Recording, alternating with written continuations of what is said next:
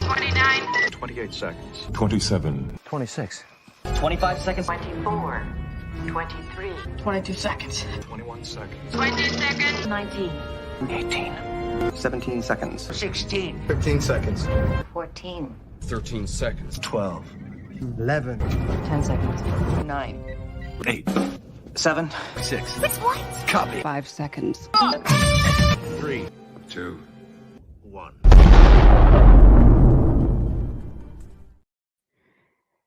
Hey guys, welcome to another edition of Suspect Chatter, the only place on the internet where we talk about the Star Trek franchise so you don't have to. On today's edition of the show, we'll be talking about Star Trek Discovery Season 5, Episode 6, entitled Whistlespeak. And I'm joined today by lovely Eve and Dan. So welcome to the show, guys. Hey, Marcelo. Hey, Hi. nice to have you here. And yeah, no, so just right off the bat, I would like to hear any impressions about this episode that either of you had. I'm going to put this out there because it's the one thing that's been on my mind since seeing it is I like the concept of a whistle-based language, because if we look at different human cultures here on Earth, I mean, I think there is actually a tribe and I think it's in the Pacific Islands, like the South Pacific Islands, that actually did communicate using whistles because the sound carries. And it also brings to mind like the Zulu people of Africa, how they have the clicks in their dialect, like their dialect has a lot of clicking in the language, and the clicks mean different things, or like the idea of other African tribes having the talking drum system as a way of communicating over long distances. So for them to encounter a culture where whistling is the primary form of communication, to me, that was kind of interesting, because I mean, we often just only think of communication in terms of verbal vowels and syllables and things like that. So, you know, I kind of think this was just a really neat take on that culture, if that makes sense. Mm-hmm.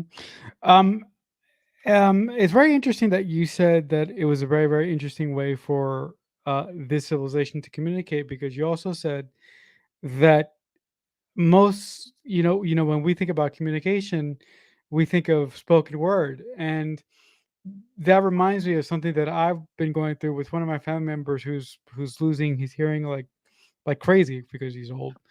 I've actually had to learn how to do sign language, which is really difficult with one hand, but I'm doing the best I can. And I do agree with you that giving this civilization this quirk as to say, okay, this is how these people communicate, it was very, very interesting. It was a very interesting path that they took with this specific episode. The other thing that I really enjoy about this episode is I love what this episode says about what a certain belief system could mean to a culture and what people will do because of their belief systems. And essentially, the way that these people view faith and what they do because of their faith has always been so fascinating to me. So that was one of the key points of why this culture was so interesting to me. I did feel that this episode was classic Star Trek, but I do feel that it dragged a little bit more than it had to. But how was the pace for you? Did you feel that the pace was okay, or a I little thought it was slow? really Dan, slow. right? Dan, you thought it was a little really slow, right? Yeah, but I thought the whistling was, as Eve said, was interesting, and like recently, I was thinking it's a little bit like whistling is used as a form of communication in the Hunger Games series as well. Right. Oh, Right. right. Yeah. Yeah. Yeah, no, and it was another great thing about this episode. It was really great to see Tilly get to do more stuff, and Tilly get to be Yeah. like critically involved in a mission. And I really like when she called that the the daughter of the sort of the head chief guy. She called her a brat, I think was the word that she used. I think so. I'm not entirely sure she was like supposed to be a daughter though, because they specifically used the they pronoun and said that Oh, okay. it. They Okay. did say it was a race that had three different genders. I mean, Right. Andorians have Okay. four, so I don't Okay. I don't know if she was supposed to be a daughter per se, but I get where you're going with that. I wanted to throw that out there that they did specifically say that it was a three R- gendered race and they only use the they pronoun for the character, so I'm not oh, entirely sure. okay. Okay. That went over my head. Like I saw this. I saw this episode only once, and I saw it like a couple weeks ago. Yeah, Um. like the rest of us. Yeah. Mhm. I will Um. say Tilly is really the Neelix of the show. Really? Okay. When you think about it, when does Tilly come in? She always comes in as like the conscience or the moral support, or like she's always in that kind of role, like where she's having to be somebody's conscience, where she's having to be somebody's like, you know, Moral center. moral center, yeah. And um considering the sheer amount of hate that's been thrown at the actress for the fact that since season 1 she's gotten a little bit larger, I found it interesting that they had her, as the one finishing the race. Mm-hmm. Yeah. I mean, listen. I love Mary Wiseman, and I'm not a type of individual that will ever attack an actor or an actress for their the way that they choose to look. That's not me. I don't do that. Mhm, But I just like episodes that center around Tilly, and I like mhm, when she gets more stuff to do. Um, so that was an aspect of this episode that I really enjoyed immensely. The other aspect of this episode that I enjoyed immensely is what they had Colbert go through, and the fact that he's working on a hologram that will possibly serve as a therapy tool for people going through grief. I thought that was really interesting. Although, if you have seen the reaction to that from other people on the interwebs, like a lot of people are thinking, is this really epical? Like making a hologram of someone who's dead for some folks was like way past the line. So I was interested to hear what you had to say about it, Eve, or what Dan has to say about it, if you have any thoughts at all. it's not out of the it, it's not out of the realm of what Star Trek's done before. I mean, we saw Janeway in Voyager continually going to a hologram of, I think it was Da Vinci, Yeah, yeah, for yeah. inspiration and advice. So within the Star Trek realm, I don't see a problem. And I mean, in this instance, it was Culber talking to his abuela, which I believe Abuela. is, yeah, I believe that's a grandmother. Yeah, it's I'm grandmother. not good on Spanish, but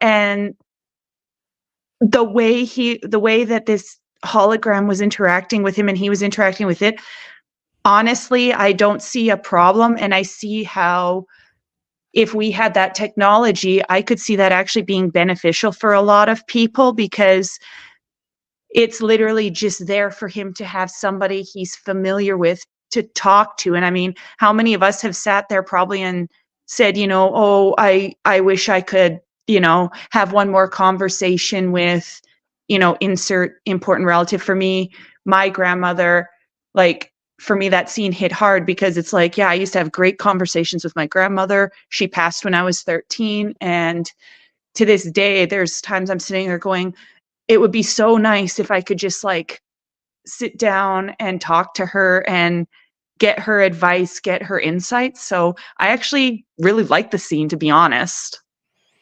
Yeah, I mean, for me, the scene really struck a particular chord or a similar chord to the one that, or a similar chord to this, to the way it did with you, because I, as a disabled individual would love to have that hologram because I feel if they're going to make support holograms to help people through grief, at some point they have to make holograms that resemble people. So in a Mhm. way, like technology could come so far as like I could wear like a full bodysuit, and through the avatar I could run for the first time ever. And I'm like, that would be really, really cool.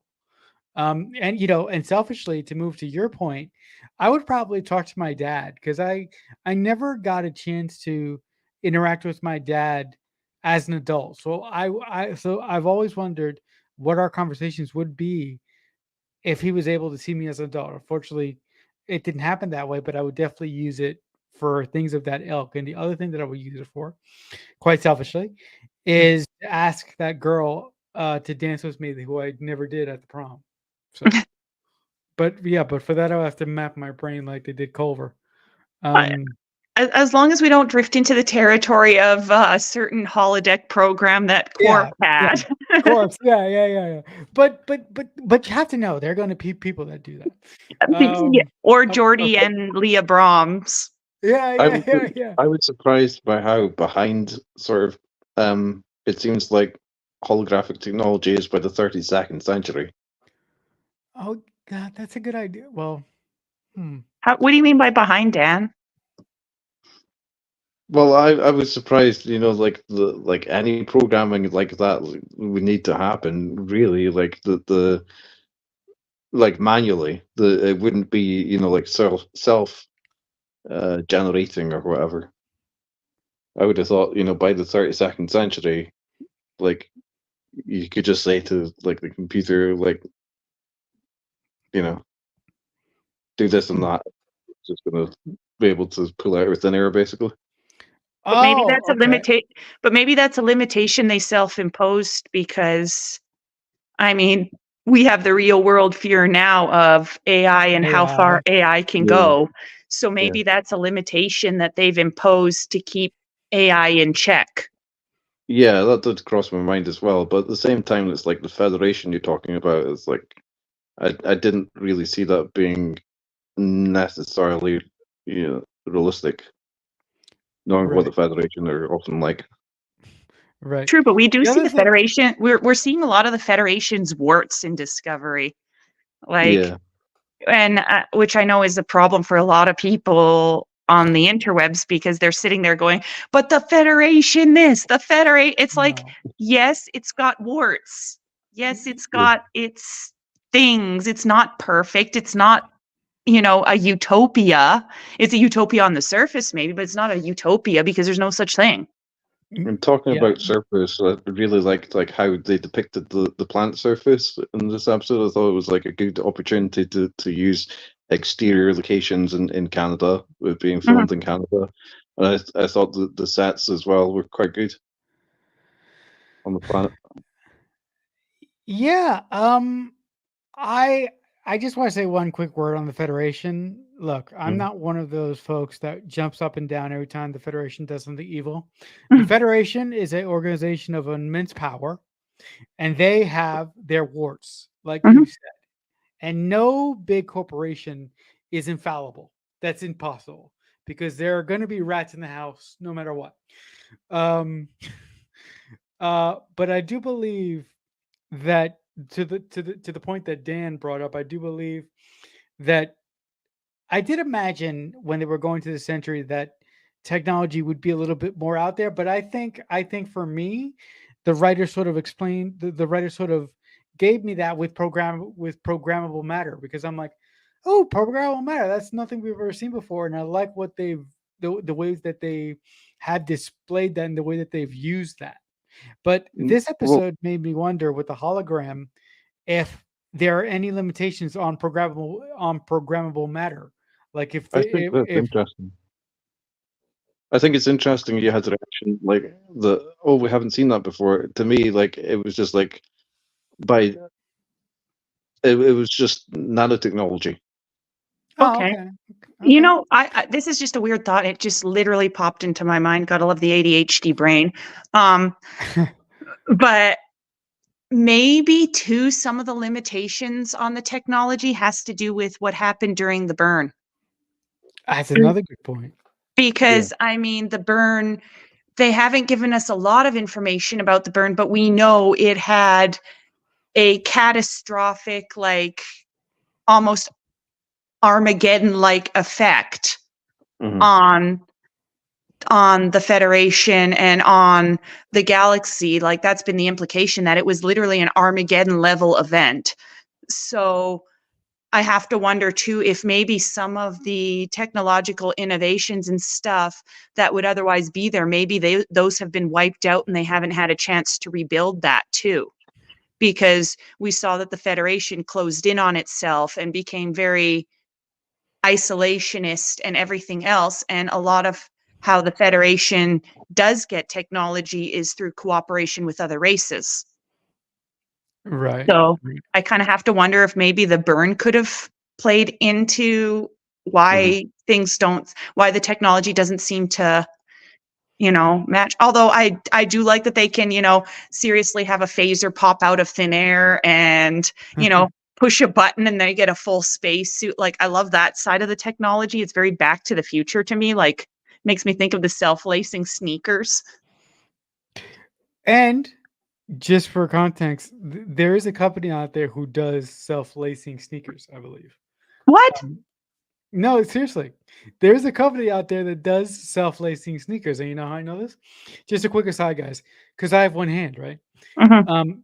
And I, like a couple years ago, I looked up if there was any company actually building assistive technology sneakers. And I came across this one company that basically was working on these shoes that do self-lacing. Like you put the shoe on and you push a Mhm. button and your laces will tie themselves.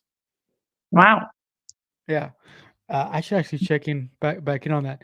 But I would love to hear what you guys have to say about COVID, because I am convinced that guy is one of the coolest characters ever. Although I don't know where that's coming from. I think that's me giving him credit because he's David Cronenberg, and David Cronenberg is one of my favorite filmmakers out there. But like just the mystery of that guy, because every time he comes on screen, he's like, he just has a way about him that I'm like, you're either you're really, really cool or you're really, really deceptive. And I can't make up my mind on that guy yet. He makes me think of Sloane. So really, Sloan? Okay. Just some of the way he is and how cagey he is and the way he operates. He's very, very Sloane to me. And considering Section 31 and Discovery have had such a close relationship, it would seriously not surprise me if he turned out to be like Mirror Universe or Section 31 in the end, because we really don't know much about him. My working guys- theory is that he's both, like Section 31 maybe from the Mirror Universe, but he reminds me of Harris in Enterprise, who was also a Section 31 guy, and based on Sloan. So. I have sort of a out there theory. I go, maybe my theory is that he's like a traveler of some sort. And I had this whole theory about, maybe he got stuck in the 32nd century, and that's why he has access to all sorts of different things. Like in this episode, he gives Michael Burnham a yellow notepad. I'm like, Yeah, that what was a the little hell interesting. with that? It's either that he is, as you guys say, either he's from Section 31, and because he's from Section 31, he has access to things that normal people don't have access to, or he's something else that we don't know. You mean like Daniels in Enterprise? Yeah. Although by Crewman this Daniel. time travel has been outlawed. Yeah, but Yeah, the Vulcans sat there for how many? The Vulcans sat there for how many seasons of Star Trek saying time travel was impossible, even when faced with it. So No way. Yeah. But also rules, I don't think would stop a person like Kovic, because rules seem to for him, they're like rules. Rules. The hell with rules. I'll do what I want. he's very the ends justify the means. Yes, that's right. which is a very Section 31 thing, and that's why I'm leaning towards. I know Section 31. I know I'm the one who everyone's like, oh my god, you're the Star Trek conspiracy theorist. Everything to you is Section 31, but You're like you're it is very ends justify the means, and we know that's how Section 31 operates. Plus, this kind of technology, I mean, we saw what Sloan had in his brain about destroying the founders. Like, we saw how far Section 31 was really willing to go, to the point of committing genocide against an entire race. So this kind of technology would definitely be something they would want to get their hands on, and they would want to control. You know who you remind me of? You remind me of that guy that Beckett Mariner came across in the corridor. When everybody found out that Beckett Mariner was the daughter of the captain, Mhm. and that one guy came across her in the corridor, and he wanted her to give her something, but she was like, forget it, just go to your quarters and keep running with your conspiracy theories. And then he said that Wharf 359 was an inside job, and Section 31 was behind it. You know what, though? Technically, Wolf 359 was an inside job. Oh yes, well, yeah, it was kind From considering it's May 4th, I'm going to use Obi-Wan here and say, from a certain perspective, yeah, from a certain that's the perspective. truth. Yes. But I also was curious what you guys thought about, because there's a section in this movie where a member of the colony that lives on the planet gets ill with something. I can't remember exactly what. And the way that the colony's doctor handles it is he does something very, very unique. He uses sound to eventually push out whatever she has in her body to allow her to breathe. So there is actually a basis here on Earth for that. It's this would be the Far East, India, Tibet, those cultures. But there is a basis for sound healing, and there is actually some medical studies into the basis of using sound waves to heal. And what they were using in the show, I actually have oh, cool. singing bowls, Oh, cool. That's really good. and they Cool. vibrate at a certain frequency. And the frequency they vibrate at is supposed to induce healing and regeneration, as well as also having like a sort of a mental health aspect. That's awesome. Hang on, I'm going to see if I can actually get the bowl to sing for you guys.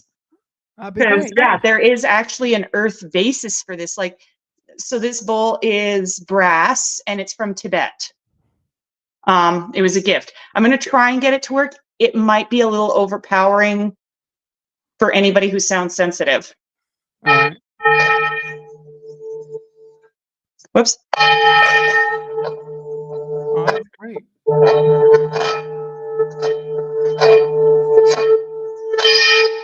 Oh, wow. The specific tone of that one is an E flat. In Western music, all singing bowls have a specific tone. They can either be metal or crystal is the other one, like rock crystal. Yep. So I have two singing bowls. But yeah, that part, actually, when they brought that out right away, I was sitting there, I'm like, singing bowls.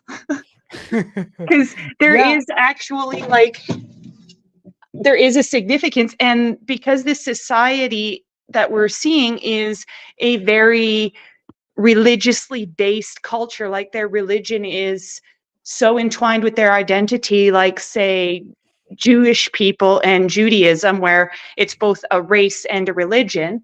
The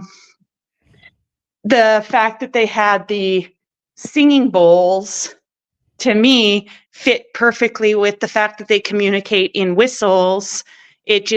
It was just too perfect. It was just one of those things that if they weren't trying to do it consciously, they then they just hit upon the jackpot for me for that. Because, yeah, like those bowls too have a religious significance. Like if you go to certain temples and monasteries in the Far East, they will use those bowls to bring about a state of meditation and relaxation and communing with a higher power. I don't want to say a deity because a lot of those religions don't necessarily believe in a single deity, but more of a higher power, a higher state of being. So to me, the singing bowl was just like, bang, they did something cool, and I love it. Yeah, I mean, to me, I was- oh, sorry, Dan, go ahead. I was thinking about how like sound also has an appliance in medicine, the study and field of medicine in Western culture as well, which is like it occurred to me, like you get like ultrasonic scans use of sound. Cat purrs. How they've proven that cats purring can heal them. Yeah. What? Really? Yeah, you can Google it. I can't remember the specifics off the top of my head because I'm allergic to cats and I'm not a cat person. But I was reading some articles, like I like to read random trivia stuff. And they were saying that the specific frequency of a cat's purr induces healing in cats and can induce some healing potentially in humans. And I've Oh, heard wow. some frequencies matched like a baby sleeping or crying or something like that. Yeah. The frequency of a baby crying will also, I'm not trying to be gross, but the frequency of a baby crying will also cause any mother who's recently given birth to start producing milk as a response. Oh, wow, that's interesting. It's, I learned that from one of my clients actually, because I don't have kids, but yeah, so there is definitely a precedent for the concept of sound healing, especially with a religious significance. I mean, if you go to say, if you go to say a healer from an indigenous tribe, and I'm not saying indigenous to mean just North American, I mean any indigenous tribe that has a very close connection with nature, you'll often find sound is a major aspect of their medicine and medical practices to induce healing. I look, when I saw the scene come out and you brought the bowl out, I didn't actually take it as far as Eve or Dan just did. I just thought it was a really, really cool way to show that this society does things differently. I didn't even know what it was called until you brought it up. So I mean, hey guys, you learn something new every day. And you learn cool little trivia factoids as well. That's what we're you know here what I for. found- yeah, you know what I found quite funny about this episode? When Tilly is doing the race, I love the fact that she sort of kind of gets tired while she's doing it. And I'm only laughing because I'm remembering Tilly training for the command program. And like I'm brought back to the scene of them running through the halls of the Discovery and Michael doing that really, really stiff run and Tilly being out of breath. And I go, Tilly, you've been through this before. Why are you having a well, wait, and then I remember that they had them take salt tablets before they started running. So that would make them get tired faster because they had Dehydration. dehydration. So I thought that was a great little quirk for the writers to put in there, that before the race even starts, you have to take like a salt tablet. I thought that was a very, very interesting way for the society to suss out whether or not you were worthy. Okay, I'm gonna delve into the weird here again. Yeah, go figure. Go figure. I gotta We be like the the weird weird. one. Of course, the musician is always a weird one. So on one hand, this whole race as being a part of their religious practices was interesting. similar to what Dan mentioned earlier, like the Hunger Games. It's part of the society in a way that, people go along with it, whether it's right or not. On one hand, it brought to mind the story of the original marathon in Greece, but the fact that there was a hugely religious, spiritual element that you had to suffer the path that the woman took to bring water back for her children.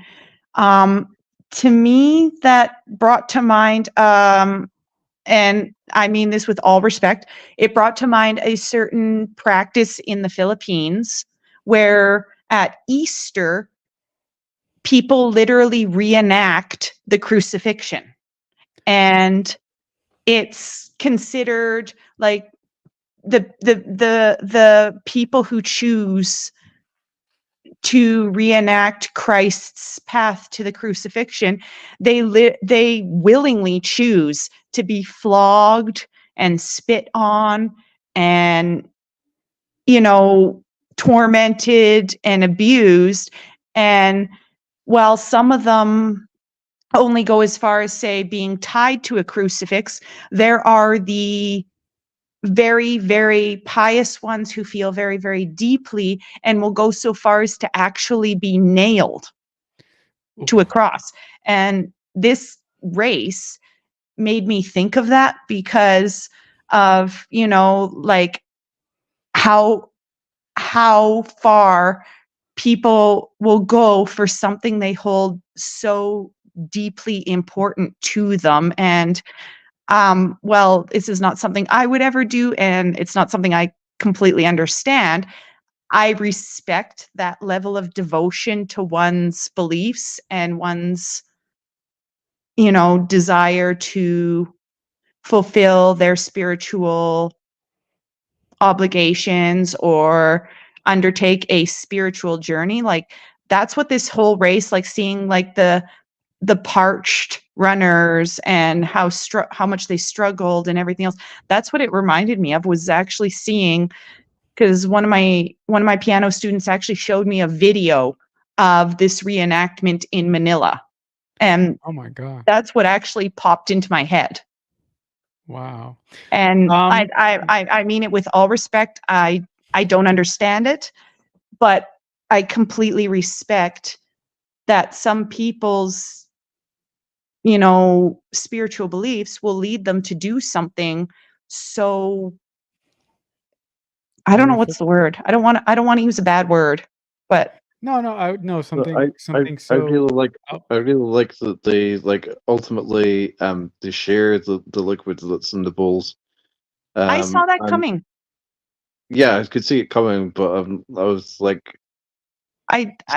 When they got watching it down to with, the two of them, I was just like, when they got down to the two of them, I'm like, no, Tilly's gonna share. And when she did, yeah, I was but just like, I don't I knew I that. don't yeah, I don't think it, for me it wasn't just like expecting it to happen, but at the same time I was like watching it with like mental fingers crossed, basically.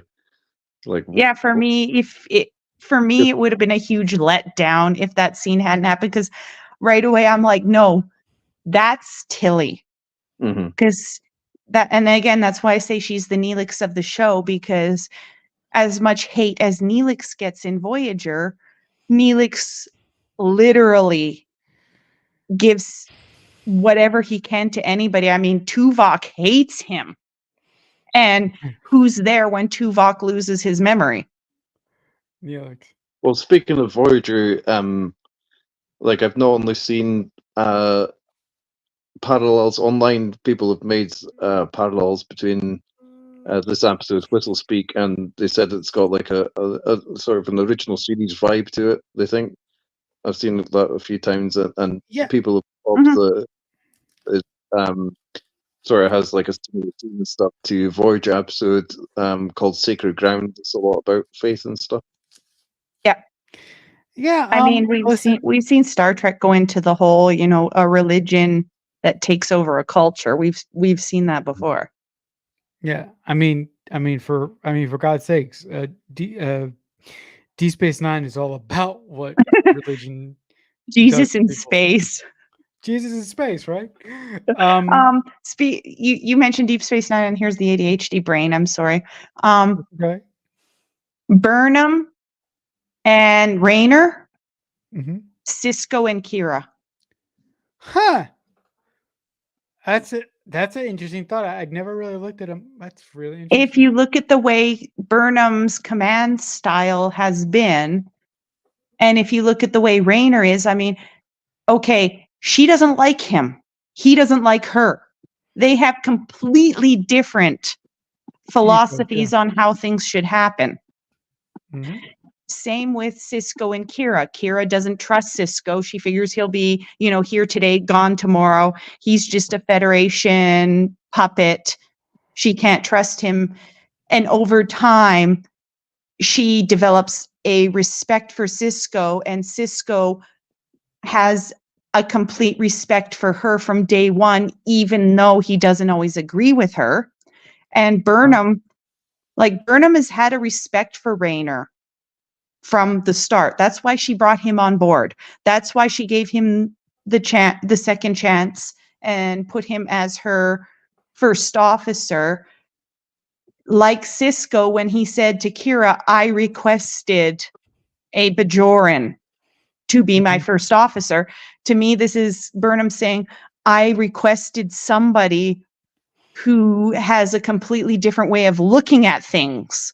And if you notice, she goes to him constantly about the Breen because he's got experience with the Breen, because his planet was subjugated by the Breen, just like Kira and her people were subjugated by the Cardassians. And Cisco constantly goes to Kira for insight into the Cardassians. So to me, Burnham and Raynar is Cisco and Kira. Uh-huh. That's a take that I did not see, but I'm so glad that you pointed out, because now I'm going to be actually looking for it. It just fits. Like, the more you watch it, the more it makes sense. Like, I love Rayner. I mean, yes, he's an asshole, but I loved him from the second he's like Captain Shaw to me, in that I knew he's one of those characters that you're supposed to not like, but you learn to respect. Yeah, no, if I'm being honest with you, and I'll be honest with you, I've always liked Captain Rayner from moment one. I did appreciate that he has a different command style to Burnham, and I do appreciate that it's taken him a while to get ingratiated to the Discovery crew. But I'm happy to say in this episode, he really seems that he's fitting in really nicely. Until he was one of the ones who showed him where he needed to become flexible, just like Neelix showed Tuvok in dealing with the Maquis that he needed to be flexible. Oh, we got a comment. Yeah, we got a comment. Got quite a few comments. Yeah, I'm sorry, Dan. I'll start popping them up here. I'm sorry, guys. I was so engrossed in the conversation. We have another comment here. Yeah, it's another one. Hey, Dave. Hey, Dave. So, and then we have another one. Is this yeah. I think the point was the comparison. Wow, somebody agrees with me. Yeah, that's unusual. No, I agree with you most times. Fair. Yeah, I know I have a weird perspective. Yep. Here's more from our friend Dave. This episode sussed out Faith much more deeply than any other series, with Culber talking with Book and Stamets as well. We got quite a bit of depth from Culber, even with no solid answers. I like that, because of that couple, we've had more focus on Stamets, to be fair, for obvious reasons, like him taking on the tardigrade DNA and everything. Like, we've had more focus on the Stamets side of the couple versus the Culber side, which to me speaks back to Miles and Keiko, where Miles O'Brien was very fleshed out and Keiko was kind of like just there most of the time. And the few times Keiko actually spoke up or had a significant role, people were like, "Oh my god, like I hate her." Keiko Well, was awesome. I hated her in the episode The Assignment, but she was inhabited by a pal wraith in that episode, so it wasn't actually her. Yeah.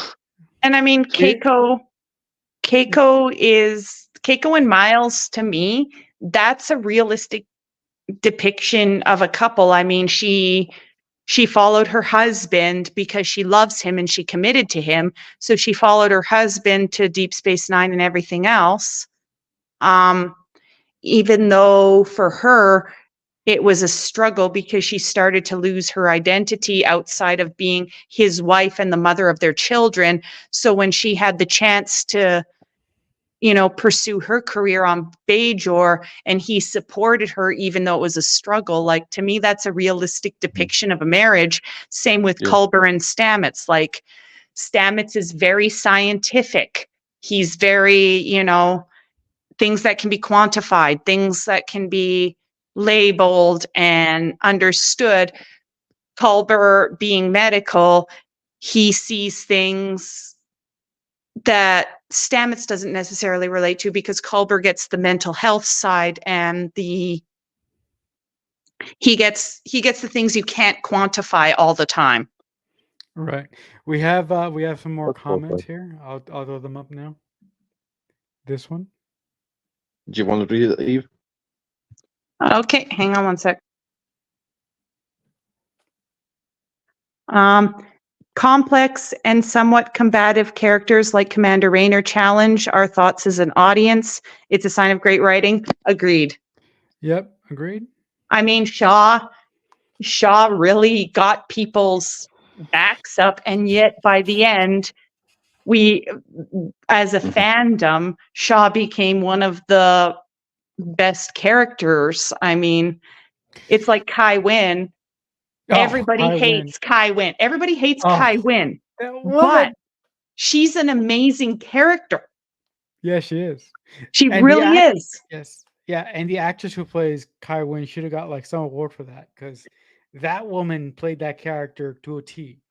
It's interesting because I only recently saw this in like the last couple months, that when she was Nurse Ratched in One Flew Over the Cuckoo's Nest and she won an award for that she won an Oscar for that? She actually signed in American Sign Language. She signed her acceptance speech because her parents are both deaf and she wanted them to know what she was saying. And I'm like, that's an example of what we hear where certain people in Hollywood always play cruel, vindictive, horrible people, but in real life, they're a joy. They are. It reminded me a little bit too of meeting Martin Kove from Karate Kid and Cobra Kai. I mean, we all know him as the evil sensei, but in real life, he's one of the kindest, nicest, most genuine people I've ever met. Mm-hmm. And he even said to me, like, it's kind of fun when you're a nice person in real life to play somebody that everybody hates because of the challenge. Mm-hmm. We have some more comments from the comment section. So, Eve, can you give them a read? Yeah, if you pop them up. So we have Hiya, Dan. This is Dave from TTL, Marcelo, and Eve. Eve, yeah. And then we have this one from Dave again. Shaw Hart. He's lost Shaw Hart. And then this is last one from Dave. My child, Louise Fletcher, is a dynamic character, and I remember that acceptance speech in ASL. Wow, I've only seen that on YouTube, like a video of her doing that acceptance speech. But as somebody who works with predominantly exceptional special needs individuals, I don't want to use like an inappropriate term, but children with unusual challenges and stuff, that to me stands out because she cared so much, even though she played such an evil woman. Well, vindictive woman, yeah. No, I mean, when I was talk about challenge people or special. I always call them gifted, like the X-Men, gifted individuals. Yeah, so I think I think the genius thing about Kai Wynn, or the way that the actress played Kai, or the way that the actress who was portraying Kai Wynn, is that Kai Wynn, not to turn this into a Deep Space Nine discussion, but Kai Wynn believed so deeply in what she was doing, and that's the perfect type of villain to me, the type of villain that believes in their convictions to tooth and nail, and that, to me, that makes the best kind of villain. Well, and that ties in with like even this episode of Discovery, like that the father of the main character here, he believed so deeply in his convictions that he was going to go through with the sacrifice, but that he had tried his hardest to prevent it. Like, Discovery, we've seen more extreme ties to religion, like in Deep Space Nine, where religion becomes kind of the overarching philosophy to the right. yeah, to the point where people will do things that they wouldn't otherwise do. Yeah, I think, you know what, I think religion is one of those things in humanity that religion can be used for great things, but it also Yes. can be corrupted to sort of justify some evil things. I mean, billions of people who live on this earth have done atrocious things in the name of religion. Mhm. So I find it really interesting when when it comes to the way that Star Trek views religion and their takes on it throughout the various different series of the Star Trek franchise, and the series that I think does it the best is Deep Space Nine, Mhm. because Well- again, like we said, Deep Space Nine is all about religion. Yeah. But I mean, we've seen religion take over in other series like Yeah. Voyager. Dan, you'll know the episode title with the dinosaurs. Distorted. The dinosaurs where they don't want to believe that they fled Earth. Yeah, they're. Oh I yeah, think they're well yeah, that evolved that from episode. hadrosaurs or something, are they? Distant Yeah, origin. and it's such, and they actually call it doctrine, and it's to the Yeah. point that if you question doctrine, You die. you can be put to death. Like, Yeah. we've seen But that. We've seen regarding religion and used in Star Trek Discovery, it was remembering, there's the episodes in the second season called New Earth. Mhm.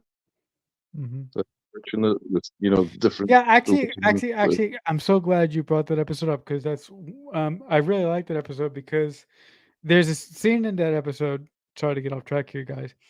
When Burnham, Woshikun, and Pike go into a church, and the Yeah. second that a Woshikun goes into the church, I believe Pike is at the altar flipping through the Bible, and I think Pike asks Woshikun if she's religious for some particular reason, and Woshikun says, "My family was non-believers," and then I like when No, her when family. Mike. She says something like her family didn't believe in technology. Yeah. Right. There's an original series episode, Dan. You're my concordance for Star Trek. Original series, there's an episode where towards the end, Uhura has been listening to transmissions, and she tells them they're not talking about the sun as in a celestial object. They're talking about the sun as in Jesus Christ, and it was a parallel religion development on another planet. Yeah. Right. Is that bread I and don't know the circuses? episode name. You probably do. I think it might be bread and circuses. Okay, yeah. Okay. I just remember hearing that, and I mean, I love one thing I will say I love. I mean, I've seen on the interwebs a lot of hate about this episode of Discovery because it brought religion into things, but I love the fact that Star Trek has never been scared to tackle religion, because when we think about it, whatever any of us believe, whatever we hold sacred to ourselves, spiritually and otherwise, religion is literally part of the development of society regardless. And I love that Star Trek's not afraid to tackle that, because in so much science fiction, they kind of just push religion under the rug and pretend it never happened, pretend it never existed. But I love that we have the Klingons with Sto-vo-kor and their Yeah. belief. We have the Ferengi with the Great Vault and the Blessed Exchequer and the Halls of Destitution. Like, we have the Vulcans, and even the Vulcans, logical beings, have very deep-seated religious beliefs. So The Klingons. I love that Star Trek is still tackling the idea of religion and society being so intertwined that they can't be unentangled. Right. The Klingons killed all the gods, apparently. Oh The- yeah, that's right. Yeah. That's right. That's right. And I So do if love that this episode showed an evolution in the religion, because, and I don't want to offend any viewers who might have some strong religious faiths, but if we look at it objectively, even here on Earth, religions have evolved. Mm-hmm. Religion can't help but evolve. So I love that the idea in Discovery is that at the very end of this episode, there's a little bit of an evolutionary kick to this religion. Right. It's not so extreme that it would be unpalatable. It definitely challenges what they believe, but religion, to me, has to evolve with the society in order to, keep being a thing. Yeah. Mm-hmm. Mm-hmm. If I'm making sense, I don't want to offend anyone. I swear I don't want to offend anyone.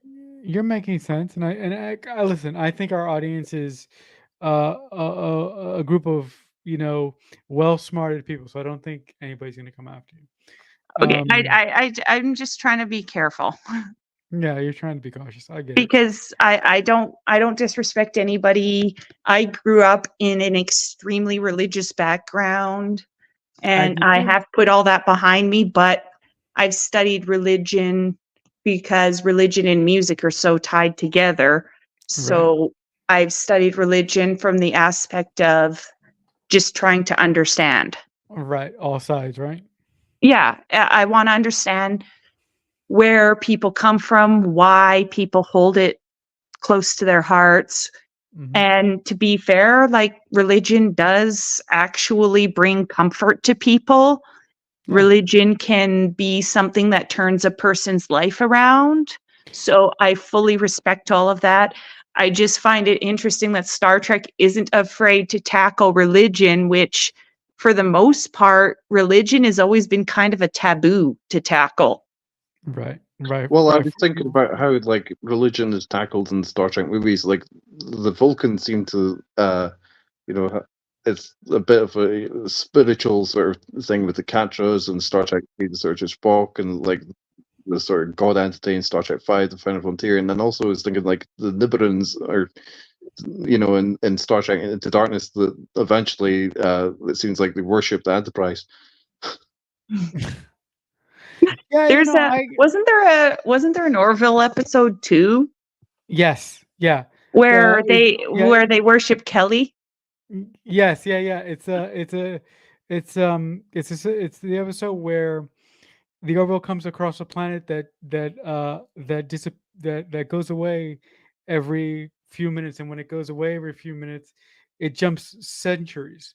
And when they first get there, Kelly gets stuck down there, and she saves a little girl, and the next time the planet appears, they have a statue dedicated to Kelly. Yeah. Yeah. And I know Orville's not considered Star Trek, but I consider it Star Trek at this point I because do there's too. I love the Orville. Anybody who has a problem with that, come after me. yeah, totally. Because the Orville to me is a love letter to Star Trek fans. Absolutely. And I don't even like Seth MacFarlane. I think that guy is most of the time an obscene, immature idiot. But I really do love the Orville because he really captures the spirit of Star Trek and gives us a different perspective. But right. It's interesting, like, the human sacrifice element, because isn't there, Dan, you can correct me if I'm wrong, isn't there an episode in the original series of Star Trek where there's a mountain and the mountain has religious significance and people go to the mountain and they believe that it results in things that are beneficial to society? I don't remember that episode. Yeah, Do you know, Sally? I just no, there's I'm a racking mountain. That's all I remember is there's a mountain. Yeah, I was thinking about, you've got like the Fabrini and Yonada and stuff, and For the World is Hollow, and I have touched the sky. There's a bit of religion in that. Yeah, I'm trying to rack my brain to see if I remember any of I can't remember. I can't remember what the episode with the mountain is. I just remember there's a mountain, and it's like it reminds me of the lion cave in Aladdin. That's all I can remember. Oh, okay.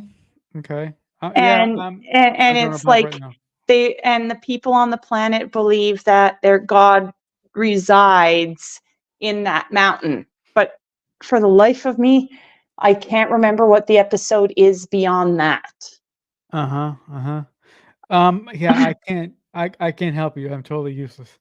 I'm not. My original series is like my animated series. It's not the best. Yeah. And no secret, I'm not a fan of the anime series. Maybe the viewers could tell us in the comments if they can remember. If anybody in the comments remembers the episode that we are trying to remember, drop it down in the comments, and I'll throw you up. I'll throw you up there so we can. Throw you up sounds a little gross. Sorry. I will pop up your comments so you can read or even after we're live as well. But this episode, I actually really enjoyed this episode. Yeah, fun. Oh, hold on. Funny enough, this episode, this discussion has made me really think a little bit more highly on this episode, because initially I was really lukewarm on it.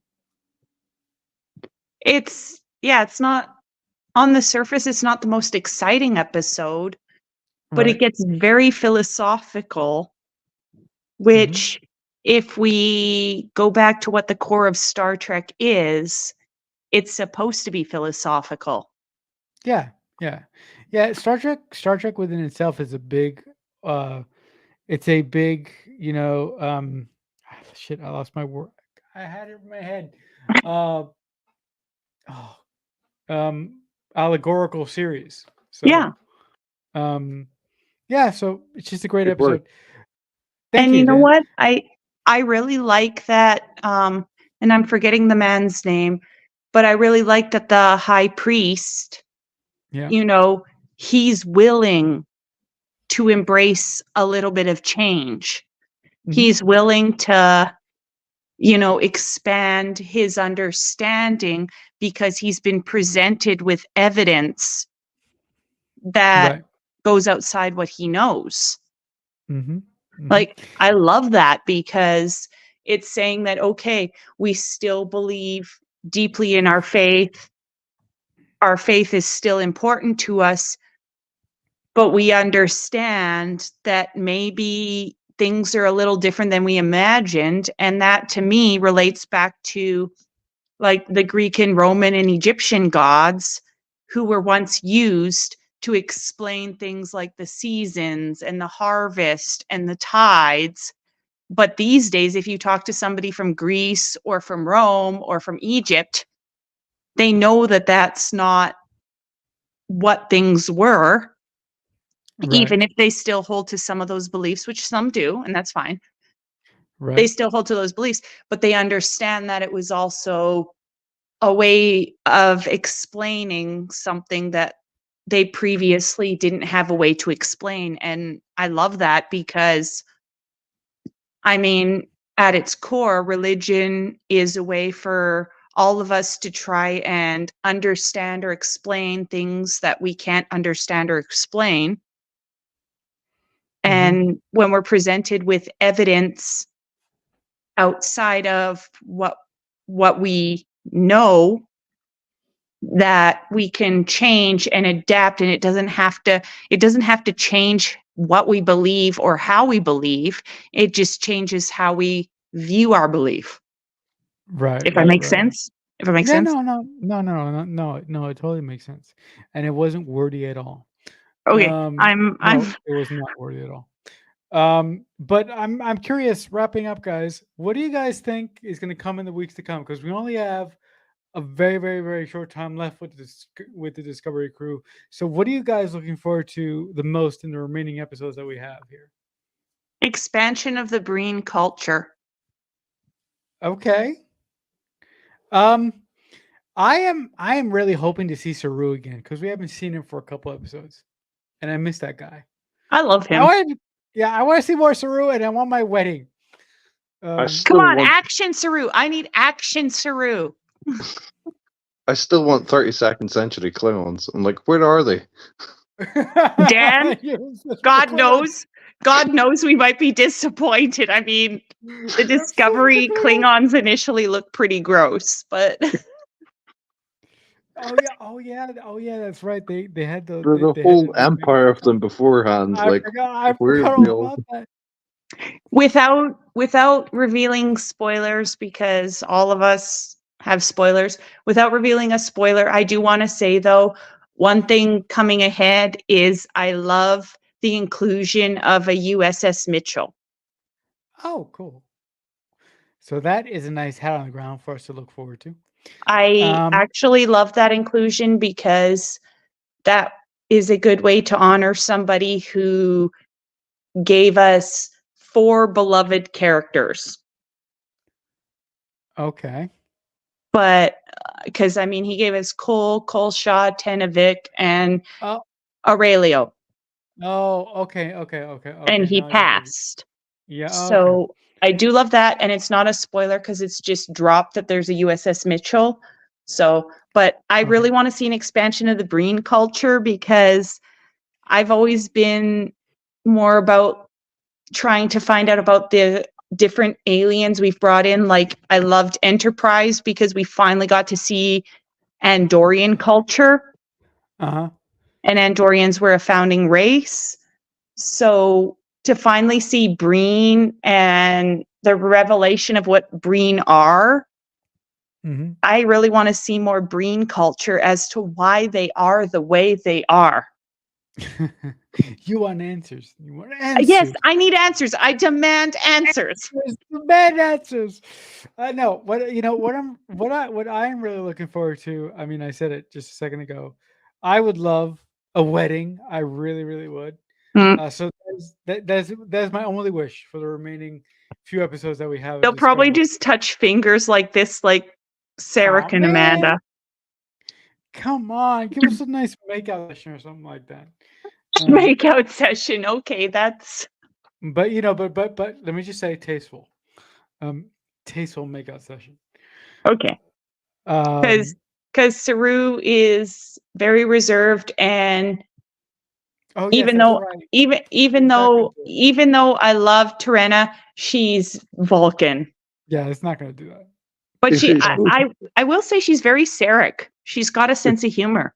If it shows you a Vulcan wedding in the 32nd century, you'd be able to make the comparison and see how a Vulcan wedding changes in the span of 100 years. That would 'Cause be I- amazing. See it also in the Enterprise episode 4. Oh, yeah, that's a good point, Dan. That's a very, very good point. And I'm Um, going to say I'm continually distracted by Admiral Vance. I'm sorry, but he's the Dadmiral, and I am seriously distracted every time he comes up on screen because I'm like, yeah. You know, I had a friend who looks exactly like him, and every time I see him, I'm like, I don't see him, I see my friend. Yeah. But closing the show out, guys. Eve, if the good folks at home want to catch up with you and your lovely escapades online, where can they go and do that? So I'm on Facebook, but on Instagram, I'm under Star Song Music, which is my music publishing page where I publish popular music through a major sheet music company. And my top 10 selling titles are all Star Trek ones. So they can check me out there. And I also have Star Song Design, which is my cosplay and nerdy self. Uh-huh. Dan, if you can hear me, do you want to promote any of your stuff? Or you probably can't hear me. I can hear you. Yes. Dan, would you like to promote anything before we say goodbye? Well, unfortunately, during the past 2 months, there's been times when the Star Trek website that I'm editor of and which Eve writes for has had to go offline. The web designer has been away on extended leave in India, but finally it's back online and it is due to stay online. Good. So you can go That's to awesome. warptrack.com. Yeah, he but by the way, guys, Dan has got some great stuff on there. So if He you're a Star does. Trek fan- yeah. If you're a Dan Star is Trek fan- Dan is the brain of Star Trek, and Dan is the brain of Warp Factor Trek. Yeah, that's right. But if you're a Star Trek fan and you haven't seen this website yet, go over there, give it a look, and give that website a bunch of love because it deserves it. But if you guys want to catch my stuff online and my adventures online, one of the places where you can go and get links to everything else that I do would be on X or Twitter. I'm at QuickFanatic88, and if you go over there, you'll see a link to my link tree, which will give you all of the other lovely things that I'm a part of.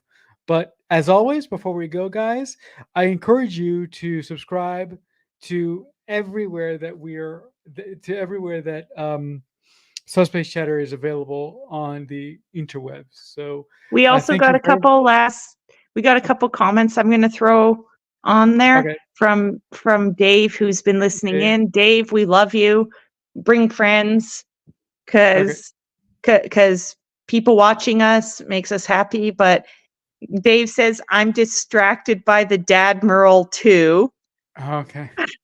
And he says, I always catch Dan's website and articles. Oh, that's great. So that's great. We love you, Dave. Thank you so much. Yes, thanks for all the comments, brother.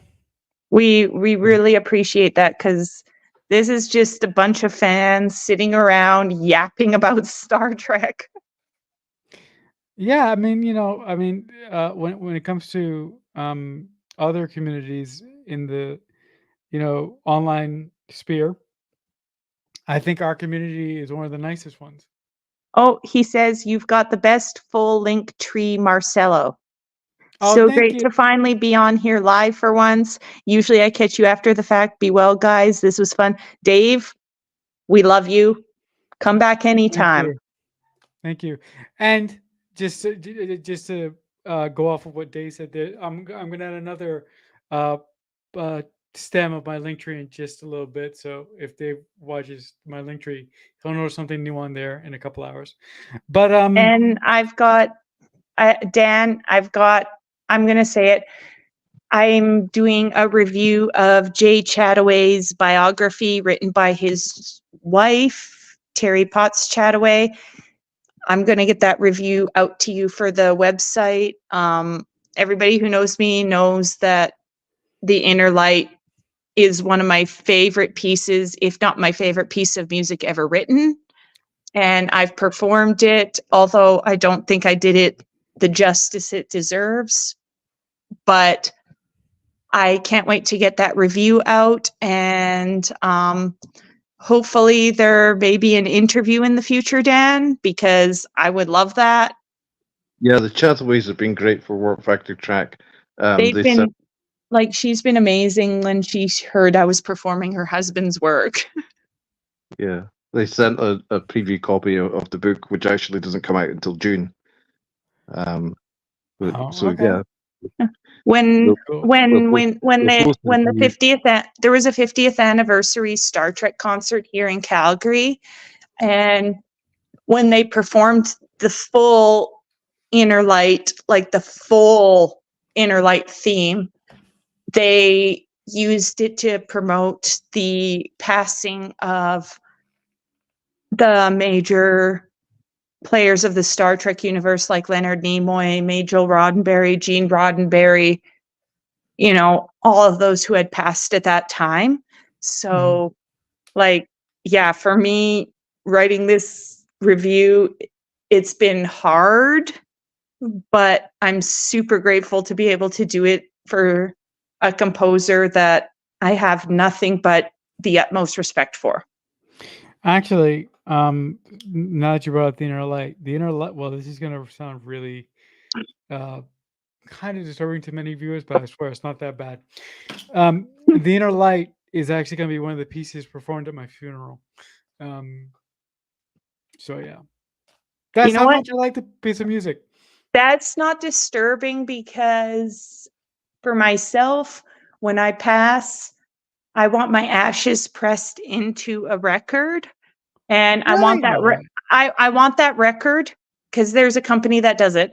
I want that record to be a recording of me playing my published arrangement of The Inner Light, because That's so I awesome. worked for 6 months arranging the music for that, because I could not find a decent arrangement that had been published.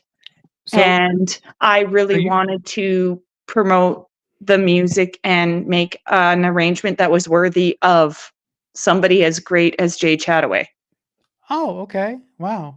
So there wasn't like an arrangement available for the Inner Light. Like, are you talking about sheet music? There was a sheet music arrangement, but it was very clunky and it was very thin. So you made your own, in other words. I spent 6 months putting together an arrangement, and when I performed it, it was my first performance post-COVID, so 2-3 years not performing, and I flubbed some notes, and it wasn't perfect. Dan's seen the video. It wasn't perfect, but I like to think that my love for the music came through, and my accompanist has never seen a single episode of Star Trek. Oh wow. But her best friend had, and some of my Star Trek friends were there. And Cool. to me, like, being able to play something that I published, and again, anything I publish that's under copyright is done 100% legally. I work with a publishing platform, so it's all 100% legal. I don't, screw around with that kind of thing. But performing it, like, I had to perform it 5 times in one day. Oh, okay. So I was exhausted, but I loved every second of it. I mean, I even rented a flute that was thousands times better than my own flute, because I wanted to do the piece justice, and I feel bad that I flubbed some notes, but I'm not perfect, and I hadn't performed live for a couple years thanks to COVID, but like, for my first performance after COVID to be The Inner Light, like, to me, that piece of music is chef's kiss. Right. I'm sorry. Yes, that's okay. And on that lovely note, I think that will do it for this edition of Subspace Chatter. But I'd like to thank everyone who watched our lovely, lovely conversation about this episode that is growing on me because of this conversation. But until next time, guys, as always, trek well. Thanks to the panelists for taking part in the discussion. Please like and subscribe to the video. We'll see you next time. All right. Live long and prosper.